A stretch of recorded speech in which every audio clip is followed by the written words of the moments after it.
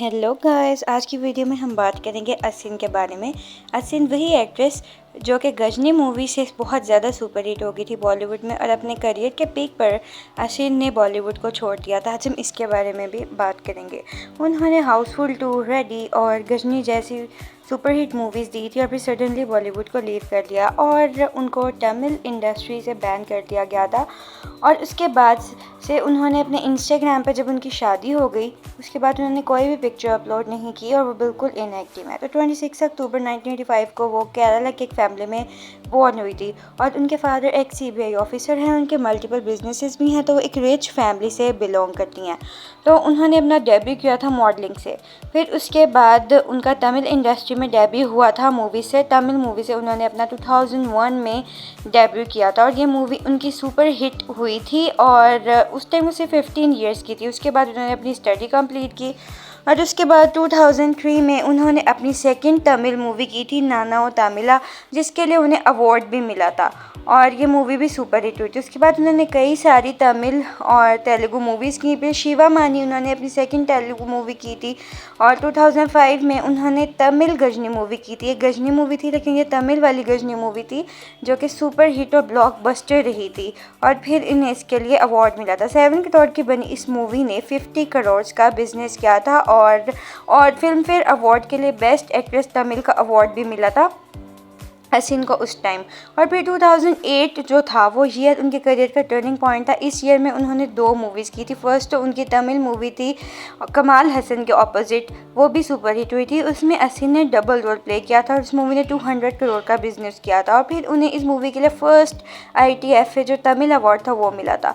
फिर उन्हें हिंदी, मलयालम, तेलुगु और हर इंडस्ट्री में अवार्ड मिले थे। 2008 में उन्होंने गजनी मूवी की थी जो रियल वाली गजनी थी आमिर खान के ऑपोजिट। इसके लिए पहले सलमान खान और प्रियंका को कास्ट करना चाहा था डायरेक्टर्स ने, लेकिन सलमान खान के एटीट्यूड की वजह से सलमान खान को कास्ट नहीं किया और आमिर खान और असिन से बेटर इस रोल को कोई भी प्ले नहीं कर सकता था।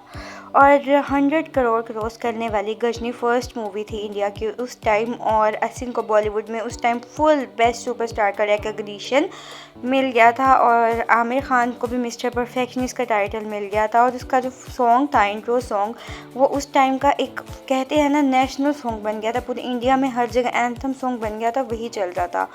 फ्लुएंट हिंदी थी और तमिल, मलयालम हर लैंग्वेज में फ्लुएंट थी। असिन बहुत ज़्यादा इंटेलिजेंट थी।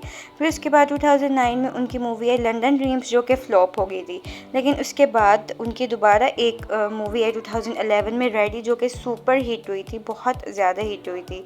फिर लेकिन उस टाइम उनके साथ एक कॉन्ट्रोवर्सी हो गई। वो यही हुई थी कि इसकी शूटिंग हुई थी श्रीलंका में और श्रीलंकन सिविल वॉर की वजह से तमिल ने श्रीलंकन पे बैन किया हुआ था और क्योंकि ये तमिल इंडस्ट्री से बिलोंग करती थी असिन, ये तमिल इंडस्ट्री के ऑपोजिट होकर इन्होंने वहाँ पे शूट कर लिया। इसमें इनका कोई कसूर नहीं था, इसलिए तमिल वाले ने इन्हें बैन कर दिया और सलमान खान को भी बैन कर दिया। पर सलमान खान को तो इस चीज़ से ज़्यादा फ़र्क नहीं पड़ा क्योंकि सलमान खान को कोई मूवीज़ नहीं करनी थी साउथ में, लेकिन असिन को बहुत ज़्यादा फ़र्क पड़ा था। उनकी एक मूवी आने वाली थी जिसने रिलीज़ होना था दिसंबर 2010 में, लेकिन उसे रिलीज़ किया गया 15 जनवरी 2011 को और ये मूवी लास्ट मूवी थी और इवन थ्रेट्स भी मिले थे उस टाइम असिन को। श्रीलंका में जो एक्सट्रीमिस्ट हैं उन्होंने बहुत ज़्यादा डराया था, फिर उन्हें बैन कर दिया गया। फिर उनको प्रॉपर्ली फोकस करना पड़ा बॉलीवुड में, जिसे हम समझाते हैं कि बॉलीवुड का दूसरा नाम तो नेपोवुड है। वहाँ पे कितना competition you have found between South and here in Bollywood? Down south, I think audiences like it when the star is like one amongst them. Valued and that's sort of like, oh, you know, he or she is such a big star, but you know, it's like once Bollywood is a national platform and that star Look like a star, look like a star. acts like उसके a बाद star. असिन 2012 में 3 movies दी, बोल बच्चन, खिलाड़ी 786 और हाउसफुल, और सारी की सारी सुपर हिट रही।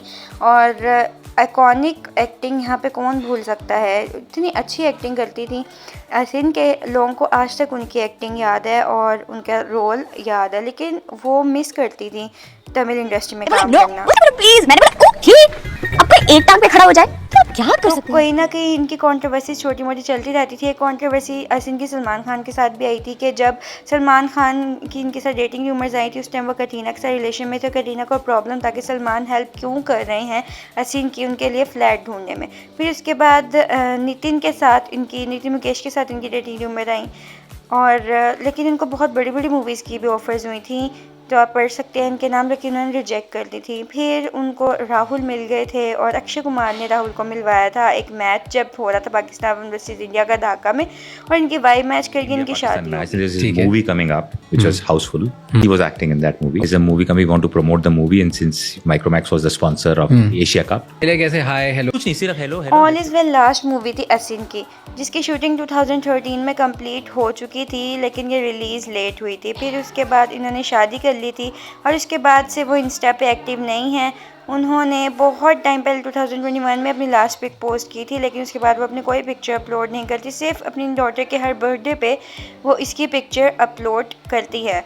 वो मे भी अपनी पर्सनल लाइफ को ज़्यादा शो नहीं करना चाहती, बस वो अपनी लाइफ में खुश हैं और फैंस को और क्या चाहिए, लेकिन फैंस अभी भी उनकी एक झलक देखने के लिए तरस रहे हैं। So guys, that's it for today's video. Thanks for watching, bye bye.